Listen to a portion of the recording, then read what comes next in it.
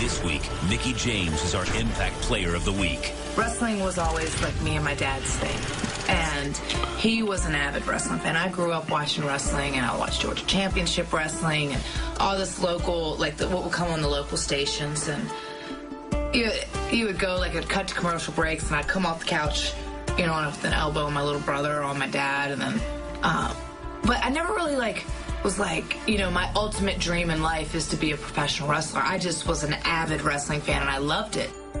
Being as competitive as I am, I've, you know, certainly tried my best to become the best. And not just, you know, better than any girl, but better than any guy.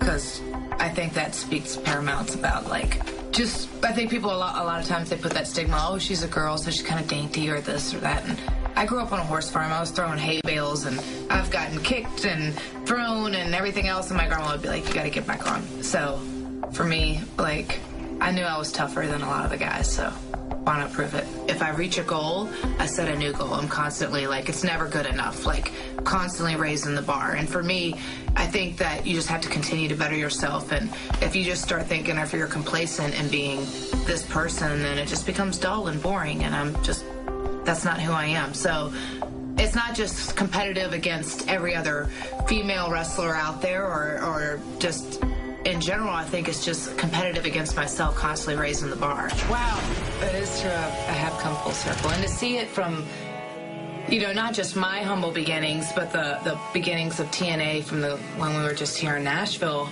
and to grow into what it has become, I think is really something special. And for me to be able to come back and join TNA and become a part of it when it has blown up to be so big, I know that I have something to offer and to bring to TNA, and now TNA also has something different from before, that they, like, when they would gave me my start and get me this opening where I was out there and people were just getting to know who Mickie James was, and now I'm coming back and people know what TNA is. People know who Mickie James is. The biggest rush that you get is standing out in front of that curtain, and then when they hit your music and you just hear the roar of the crowd. I mean, there's no thrill. It's like when you come through there and you can hear, like, that energy just, it fuels me.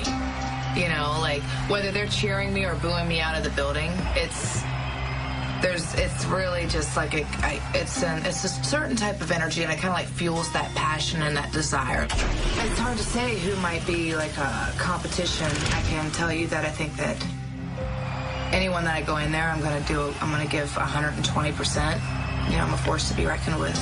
You know, there's only one Mickie James, that's for sure. One person who I know probably has it out for me, and it was probably not my biggest fan, nor am I her biggest fan, is Tara. So I can't wait to see her again. I wouldn't come in for any other reason but to take over. I'm all about making history. I'm going after the TNA Knockouts Women's title, and I don't think there's anybody that's going to stop me.